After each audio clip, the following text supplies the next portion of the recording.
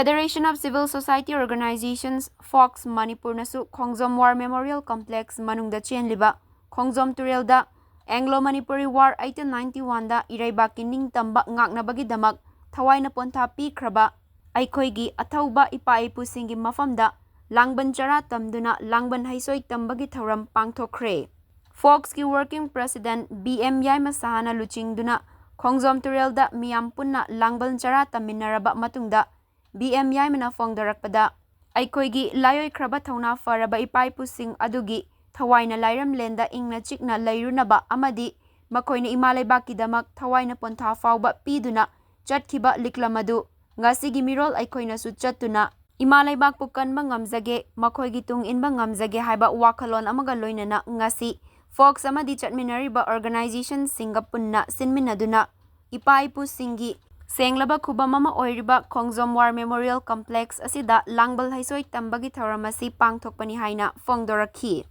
September ki tang nipan langban ki ta chu nipan ba ningthokaba nimit yai pharba nimit asita koi Federation of Civil Society Organization amadi chaminajariba lupsingi oiba adugumba koi thongmisingna si paipu ki khubam oriba asigumba khongjom ki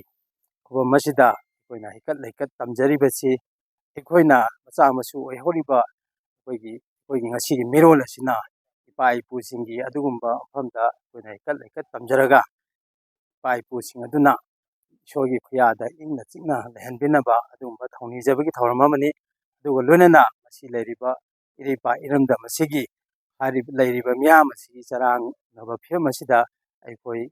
adugumba ipa-ipusing aduna chatlamba liklamaduda aikoigisu thongna handana malaiba kannanabagi adugumba khonthang adu koi chengsinjari haiba ipa-ipusingi thongnasing adubu kai khunajaba amadi ipa-ipusingi thawaina lairamenda ingna chikna lehanbinabagidama koi thongnijabagi adugumba